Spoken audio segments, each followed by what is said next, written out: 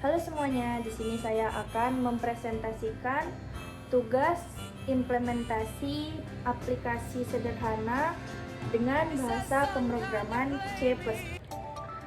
Yang pertama ada single line list. Single line list itu seperti rantai yang setiap node itu punya isi dan alamat untuk ke data selanjutnya. Yang kedua ada circular single line list. Sama seperti single line list, tapi yang terakhir bisa nyambung lagi ke data yang pertama. Sistemnya giliran. Contohnya seperti playlist lagu yang muter-muter terus. Berikutnya ada double line list.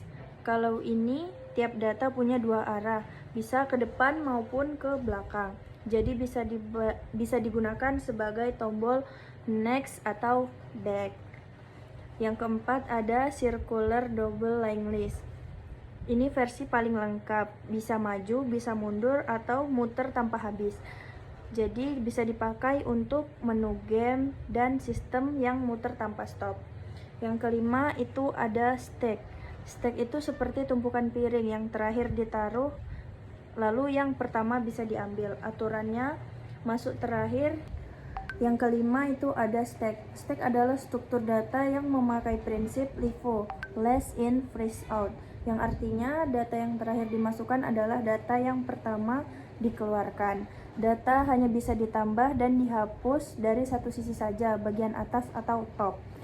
Stack biasanya dipakai pada proses undo dan redo, navigasi halaman, dan pemanggilan fungsi pada program. Selanjutnya ada queue. Queue adalah struktur data yang menggunakan prinsip FIFO atau first in, first out. Artinya data yang masuk lebih dulu akan diproses lebih dulu. Data ditambahkan dari satu sisi atau NER yang diambil dari sisi lain, for.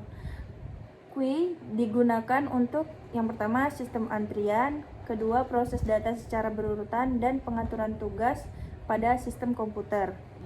Yang kesembilan ada aplikasi login. Aplikasi login adalah sistem yang digunakan untuk memverifikasi pengguna berdasarkan username dan password.